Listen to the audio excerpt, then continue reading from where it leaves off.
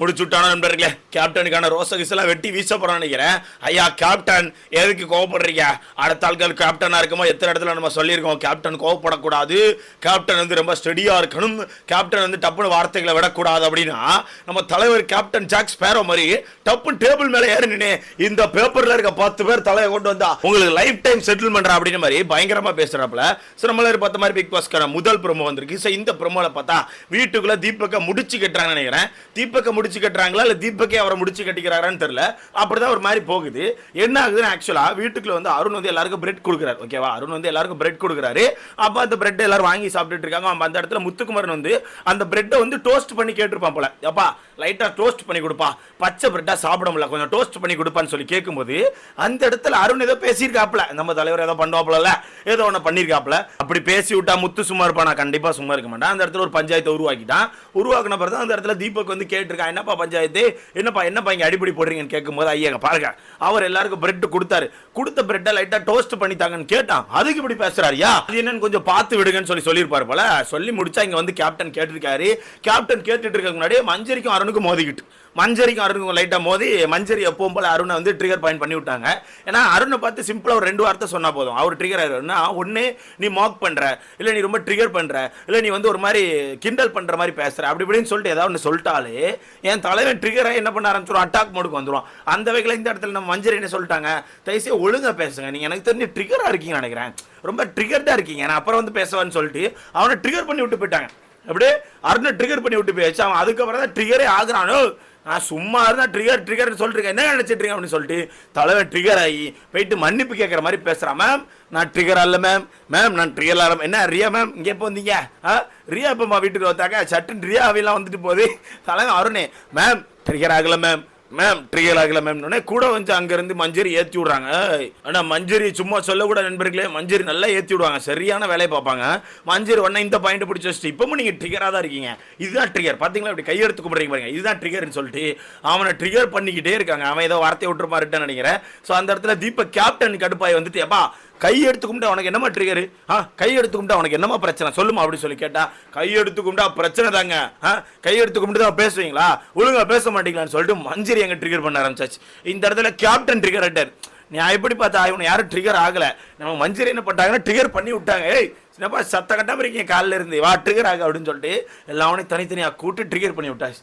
இதுல captain trigger ஆனா கூட பரவாயில்ல, ஆனா ட்ரிகரை ஒரு சம்பவம் பண்ணாரு பாருங்க. டேபிள் மேல ஏறினே இப்படி கையெடுத்து கும்பிட்டா அது ட்ரிகர் இல்லடா, அது தப்பு இல்லடா, அதுல என்ன பிரச்சனை என்ன பாத்தீங்க அப்படின்னு சொல்லிட்டு கேப்டன் ஒரு மாதிரி காண்டாயிட்டாப்ல. அப்படியே கேப்டன் ஒரு மாதிரி காண்டாயி டேபிள் மேல ஏறின்னு பேசிட்டாப்ல. இது தப்பான்னு கேட்டா எனக்கு தெரிஞ்சு கண்டிப்பா தப்பு தான். ஏன்னா ஒரு கேப்டனா அந்த வீட்டில் வந்து ரொம்ப பொறுமையா நடந்திருக்கணும். இதுக்கு முன்னாடி இருந்த கேப்டன் அவ்வளோ கேப்டன் நம்ம போட்டு அடி நடிச்சிருக்கோம். அந்த வகையில் தீபக்கான கேப்டன்சி ரொம்ப சூப்பரா போகுதுன்னு நேத்தோரத்துக்கு பேசிட்டு இருந்தோம், இன்னைக்கு கவுத்திட்டாங்க. எல்லாம் பிளான் யார்? எங்க அக்கா ஆர்ஜே ஆனந்திடா. எங்க அக்கா ஆர்ஜே ஆனந்தி ஞாபகம் வச்சுக்கோ சரியா, இந்த பேரை மட்டும் மறந்துடக்கூடாது. எங்க அக்கா இந்த வீட்டுக்குள்ள ஒரு ஆணையும் கரெக்டான நல்ல பேர் எடுக்க விட மாட்டாங்க, வாய்ப்புகளே கிடையாது. நீ நல்ல பேர் எடுக்கிறியா, எங்க அக்கா காதுக்கு அது போயிட்டுனா எங்க அக்கா அடுத்த நாளே ஒன்று முடிச்சு கட்டிடுவாங்க. அந்த அளவுக்கு எங்க அக்காவுக்கு திறமை அதிகமா இருக்கு, பார்த்து இருந்துக்க அப்படின்னு மாதிரி. இங்க யாருக்கு கிண்டி விட்டான்னு தெரியல, பழங்காலத்துல என்ன பிரச்சனை வந்துச்சுன்னு தெரியல. ஆனா ஒரு பஞ்சாயத்தை பண்ணி இங்க சண்டையை போட்டு உருண்டாங்க சரியா, சண்டையை போட்டு உருண்டாச்சு. இல்ல கடைசியில நம்ம கேப்டன் மாட்டிக்கிட்டாப்ல. இதுல மஞ்சரி டென்ஷன் ஆயிட்டு, நீ என்னவா பேசுற எனக்கு புரியலையா, நீ கேப்டனா பேசுறியா இல்ல தீபக்கா பேசுறியா, கரெக்டா சொல்லுங்கமா. அந்த இடத்துல கேப்டன் ஒரு மாதிரி ட்ரிகர், கேப்டனா பேசலடா நான் தீபக்கா பேசுறேன்டா, என்ன நினைச்சிட்டு இருக்க, இப்படிதான் கை வச்சிருக்காரு. Welcome to Vijay Siddhu vlog. என்ன நினைச்சிட்டு இருக்க நீ, என்ன நினைச்சிட்டு இருக்கேன்னு சொல்லிட்டு தீபக் ஒரு மாதிரி ஏறி ஏறாப்புல. நான் நினைச்சேன் ரைட் முடிச்சு விட்டானு.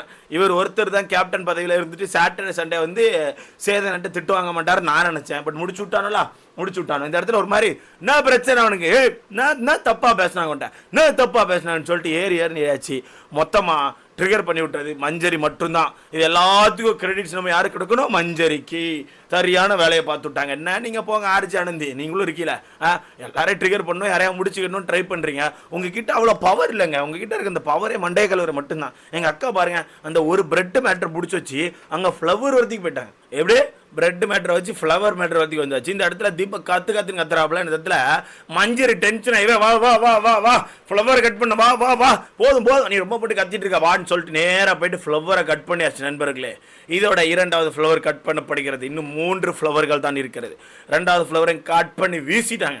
இந்த இடத்துல கேப்டனுமே மஞ்சரி கூட சேர்ந்து வா வா வா எனக்கு வா வா வா எவன் கட் பண்ணுறியா வா வா வா இந்த கட் பண்ணுன்னு சொல்லிட்டு எல்லாரும் இவர் ரொம்ப ஆனந்தமாக கூப்பிடுறாருக்க. ஐயா உன் ஃப்ளவரை கட் பண்ணாங்க பூரா பையில வந்துட்டு இருக்காங்க ஆனந்தமாக கூப்பிட்ற அப்படின்னு மாதிரி எனக்கு இருந்துச்சு. மொத்தத்தில் கேப்டன் நல்லா ட்ரிகர் ஆகிட்டாப்ல. கேப்டன் ட்ரிகர் ஆகி என்ன பண்ணேன்னு தெரியாமல் இந்த மாதிரி போட்டு உடச்சாப்ல.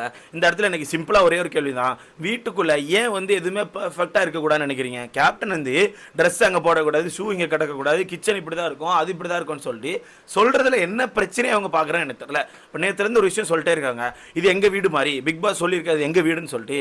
எங்கள் வீட்டில் நாங்கள் எப்படி இருப்போமோ அதே மாதிரி தான் இங்கே இருப்போம். என் ட்ரெஸ் எங்கே வேணால் கிடக்கும், என் ஷூ எங்கே வேணா கிடக்கும், நான் எப்போ வேணா குளிப்பேன், என்ன வேணா பண்ணுவேன். இதே இவங்க கேட்குறாங்க. நான் எப்போ வேணா சாப்பிடுவேன், மேபி எனக்கு சாப்பாடு இல்லைன்னா கூட பிரச்சனை இல்லைன்னு சொல்லி இவங்களே சொல்கிறாங்க. ஆனால் ஒரு டைமுக்கு அப்புறம் சாப்பாடு இல்லைன்னா சண்டை போடுறது இவங்க தான். அதே மாதிரி ஒரு டைமுக்கு அப்புறம் இவங்க அழுக்கு துணி மேலே இன்னொரு துணி, அதாவது இவங்க நல்ல துணி மேலே யாராவது ஒருத்தர் அழுக்கு துணி போட்டால் சண்டை போடுறது இவங்க தான். நல்லா யோசிச்சு பாருங்க, எத்தனை தடவை வீட்டுக்கு சண்டை வந்திருக்கு. என்னோட ட்ரெஸ்ஸுங்க இருக்குது, இந்த ட்ரெஸ் மேலே யாரா ட்ரெஸ் போட்டேன்னு சொல்லிட்டு எவ்வளோ பேர் சண்டை போட்டிருக்காங்க. ஸோ அந்த வகையில் இந்த மாதிரி பிரச்சனைகள் வரக்கூடாதுன்னு இதை பண்ணுறாங்க. ட்ரெஸ் அங்கே எங்கேயும் போடாத, ஷூ அடுக்கி வை, கொஞ்சம் கேமரா பார்க்கும்போது கொஞ்சம் நீட்டாக இருக்க மாதிரி வீடியோ வச்சுக்கோ, சாப்பாடு பொருட்களில் சும்மா கை வைக்காதீங்க, கேட்டு எடுங்க அப்படிங்கிறதெல்லாம் எதுக்கு? அடுத்த நாள் பஞ்சாயத்து வரக்கூடாதுன்னு சொல்லி தானே. ஏங்க அந்த பொண்ணு ஒருத்தவங்க சண்டை போட்டாங்களே, சாச்சனா என்னோட கேக்கு காணும், ஃப்ரிட்ஜ்லேருந்து யார் அந்த கேக் எடுத்துன்னு சண்டை போட்டாங்களே, அந்த கேக்கு ஃப்ரிட்ஜில் இருந்துச்சு, எவனோ ஒருத்தன் எடுத்துகிட்டு போயிட்டான். அதுக்கான காரணம் என்ன? அங்கே எந்த ஒரு ரூல்ஸும் இல்லாது. ஸோ இந்த மாதிரி ரூல்ஸ் போட்டால் ஃப்ரிட்ஜை திறக்கிறதுக்கு யோசிப்பீங்க, ஃப்ரிட்ஜிலேருந்து பொருள் எடுக்கிறோம் யோசிப்பீங்களா? இது எல்லாமே அந்த ரூல்ஸை உங்களை கட்டுப்படுத்துறதுக்கு இல்லை. எந்த ஒரு பஞ்சாயத்து வரக்கூடாது. நாளைக்கு ஒரு பஞ்சாயத்து வந்து அந்த பஞ்சாயத்தை ஃபேஸ் பண்ண முடியாது முடிகிறது தானே. கரெக்டு தானே ப்ரோ? இந்த வீட்டுக்கு திருட்டு கும்பலும் நிறைய இருக்குது. நைட்டு எல்லா பிரியாணியும் எடுத்து நைட்டு இருக்கிற பொருட்கள்லாம் எடுத்து போட்டு நல்லா சமைச்சு தின்னுட்டு அடுத்த நாள் இவங்களே பேசுவாங்க, உங்களுக்கு பொருட்கள் இல்லையா, யாரோட பொருட்கள் நம்ம எடுத்து சாப்பிடக்கூடாது சரியான்னு சொல்லி ரொம்ப உத்தமமாக இருக்கிற மாதிரி பேசுவாங்க சரியா. ஸோ அந்த வகையில் இந்த மாதிரி ஆட்கள்லாம் இருக்கும்போது இந்த மாதிரி ரூல்ஸ் போட்டால் தானே தப்பிக்க முடியும். என்ன ரூல்ஸ் போட்டாலுமே இவங்க நைட் 2 மணிக்கு அப்புறம் திருடி சாப்பிட தான் செய்வாங்க. அதை நம்ம திருத்த முடியாது. அது ஒரு சிம்பிளாக ஒன்று தான். திருநாய் குளிப்பாட்டி நான் நடு வீட்டில் வச்சாலும் அதோட பழக்கம் நக்க தான் போகும் அப்படின்ற மாதிரி அது அங்கே தான் போகும். நம்ம ஒன்றும் சொல்கிறதுக்கு இல்லை, சரி நம்ம எதுவுமே செய்ய முடியாது. ஆனாலுமே சின்னதாக ரூல்ஸை போட்டால் பஞ்சாயத்தில் வரக்கூடாது, பஞ்சாயத்து வராமல் தடுக்கலாமன்னு சொல்லி ஒன்று பண்ணுறாரு. அதுலேயுமே ஒரு பஞ்சாயத்தை பண்ணால் இதுக்கப்புறம் இந்த வீட்டை எப்படி நடத்தினேன் எனக்கு தெரியல. இப்போ 2 பேர் செலக்ட் ஆகிருக்காங்க பெஸ்ட்டில். யார்? நம்ம ஜெஃப்ரியும் சாச்சனா பெஸ்ட்டில் செலக்ட் ஆகிருக்காங்களாம். சாரி நேற்று நான் மாற்றி சொல்லிட்டேன், அது சாச்சனா தான். சாச்சனாவும் ஜெஃப்ரியும் பெஸ்ட்டுன்னு செலக்ட் பண்ணியிருக்காங்க. இவங்க 2 பேர் கேப்டன்சியில் போட்டி போடுறாங்க. மேபி எனக்கு தெரிஞ்சு சாச்சனா வின் பண்ண நினச்சிக்கோங்களா. அவள் என்ன பண்ணுன்னு நினைக்கிறீங்க? எந்த ஒரு ரூலும் இல்லை, ஆல் ஆர் ஃப்ரீ, எங்கே வேணா போங்க நிறுவா. அவள் அப்படி சொல்லும்போது 2வது நாளே அவளுக்கு அந்த ஃப்ளவரோ இல்லை என்ன இலவோ கொடுத்தாங்கன்னா கேப்டன் பதவிக்கு அவளத்தை வெட்டி வீசிடுவாங்க அப்படிங்கிறத உண்மை. வேணா பாருங்க, அவள் எந்த ரூலும் போடாமல் வச்சா நைட்டாக வீட்டுக்குள்ள போயிட்டு பூரா சாமானே பிறகு தின்றுவானு. அடுத்த நாள் ஃப்ரிட்ஜில் இருக்க இவ சாக்லேட் இவளோட கேக்கு கூட அள்ளி தின்றுவானு. தின்னி முடிச்ச பிறகு இந்த பொண்ணு கடந்து கத்துவா. வேணா வெயிட் பண்ணி பாருங்க. ஒரு கேப்டனை என்கிட்ட கேட்காம இதுக்கு எடுத்துக்கன்னு சொல்லி அந்த பொண்ணு வாயால் கண்டிப்பாக வரும். பட் எனக்கு தெரிஞ்சு அவள் கேப்டன் ஆகக்கூடாது. இந்த மாதிரி ஒரு ஆள் கேப்டன் ஆனால் இருக்கிறதுலே மோசமான வீடு இந்த வீடாக தான் இருக்கும். அந்த அளவுக்கு கன்றாவியாக கொண்டு போவா. ஒரு இளவும் தகுதியே இல்லாத ஒரு நபர் தான் அந்த சாச்சனா. ஸோ தயவுசெய்து கேப்டனாக மட்டும் ஆக விட்டுறாங்கடா, கேப்டனாக மட்டும் ஆக விட்டுறாங்க. கண்டிப்பாக முட்டு கொடுக்குற சில கும்பல் வரும், தற்கொலை கும்பல் ஒன்று சொல்கிறதுக்குல இருந்தாலும் சொல்கிறேன்.